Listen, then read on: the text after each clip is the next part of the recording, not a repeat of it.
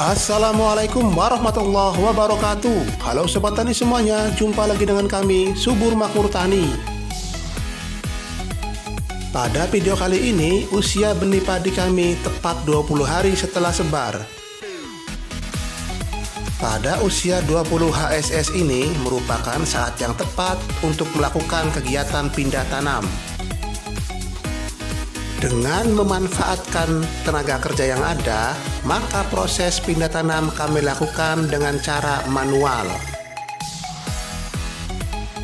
Sobat Tani, bercocok tanam tanaman padi, tentu kita harus selalu waspada terhadap OPT yang selalu mengganggu tanaman padi kita. Keberadaan mikroorganisme pengganggu tanaman selalu menyerang tanaman padi dimulai dari masa awal tanam. Pada episode kali ini kami akan melakukan kegiatan preventif, yaitu pencegahan OPT yang akan menyerang tanaman padi kami di awal masa tanam ini.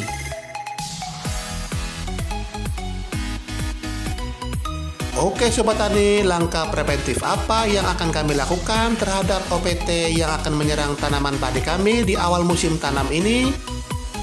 Simak terus videonya Sobat Tani. Tapi sebelum video ini lanjut, bagi Sobat Tani yang sudah subscribe, kami ucapkan terima kasih. Yang belum subscribe, dimohon subscribe, like, dan komen, serta nyalakan notifikasi loncengnya, agar kami bisa terus berbagi pengalaman tentang bertani tanaman padi. Sobat Tani, mikroorganisme pengganggu tanaman yang menyerang tanaman padi pada fase awal pertumbuhan yaitu biasanya adanya hama serangan keong mas. Hama keong mas biasanya menyerang tanaman padi muda pada pagi dan sore hari. Bila serangan hama keong mas dibiarkan, maka akan merusak tanaman padi dan pertumbuhannya pun akan terganggu. Langkah terbaik untuk mengatasi serangan hama keong mas yaitu dengan cara pencegahan. Caranya adalah setelah proses pindah tanam selesai, kami akan mengaplikasikan moluskisida. Moluskisida yang akan kami pakai yaitu Trebas 70WP berbahan aktif niklosamida 70%. Trebas 70WP adalah moluskisida racun perut dan pernapasan berbentuk tepung berwarna kuning yang dapat disuspensikan dan digunakan untuk mengendalikan siput murbei pada tanaman padi sawah. Dosisnya sekitar 0,6 gram per liter atau sekitar 10 gram per tangki sprayer 16 liter. Di sini kami akan mempraktikkan aplikasi moluskisida Trebas dengan cara yang lebih efektif dan efisien serta lebih berkhasiat Sobat Tani. Kami akan menggunakan nasi aking Sobat Tani, yaitu sekitar 1 ember pun tidak penuh. Kemudian kita ambil moluskisida Trebas sekitar 3 sendok makan Sobat Tani. Masukkan ke dalam air sekitar setengah ember atau lebih.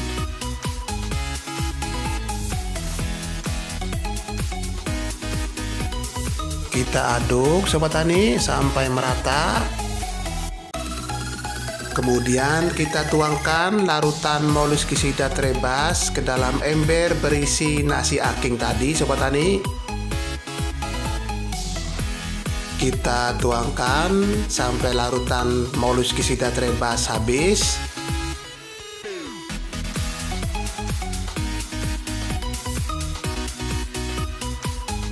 Kita ratakan dan kita rendam nasi aking tadi dengan larutan moluskisida Trebas minimal 1 jam. Setelah direndam selama minimal 1 jam, maka bentuknya akan seperti ini Sobat Tani, seperti nasi kuning.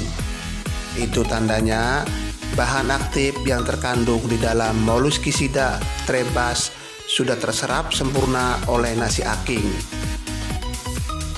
Kemudian kita aplikasikan di lahan sawah kita yang tergenang air yang biasanya terdapat hama keong mas.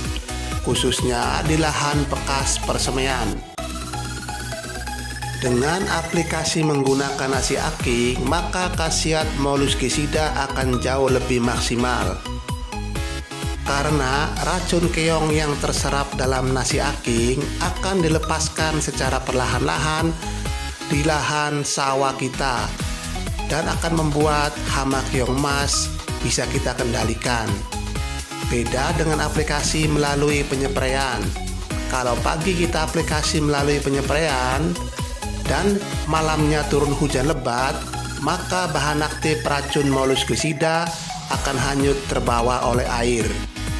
Itu artinya penggunaan racun molluscicida tidak efektif.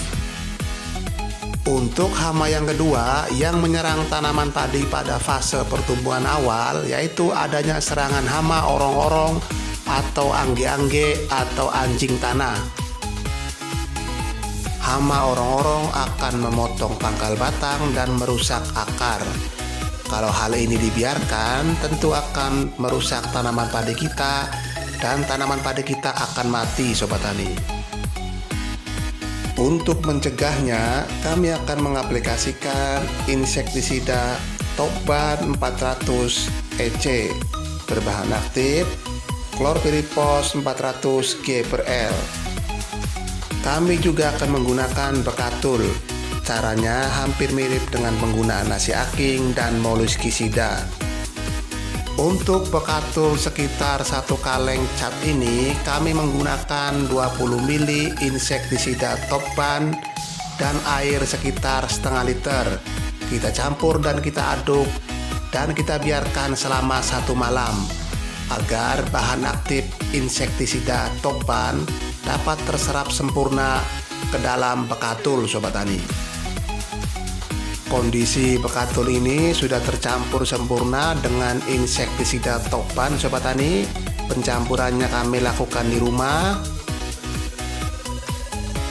Kita aplikasikan insektisida Topban yang sudah terserap di dalam bekatul, Sobat Tani. Kita taburkan di pinggir pematang karena keberadaan hama orong-orong biasanya di sepanjang pinggir pematang sawah. Dengan ditaburkannya bekatul yang mengandung bahan aktif insektisida Topban, maka hama orong-orong tersebut akan memakan bekatul tersebut sehingga hama orong-orong akan mati dan bisa dikendalikan. Berbeda dengan cara penyepraian insektisida, karena keberadaan hama orong-orong berada dalam tanah, maka cara penyepraian menggunakan insektisida kurang efektif, Sobat Tani. Oke Sobat Tani, itulah cara kami dalam menanggulangi serangan OPT di fase awal pertumbuhan tanaman padi. Semoga video ini bermanfaat. Kurang lebihnya kami mohon maaf. Terima kasih. Wassalamualaikum warahmatullahi wabarakatuh.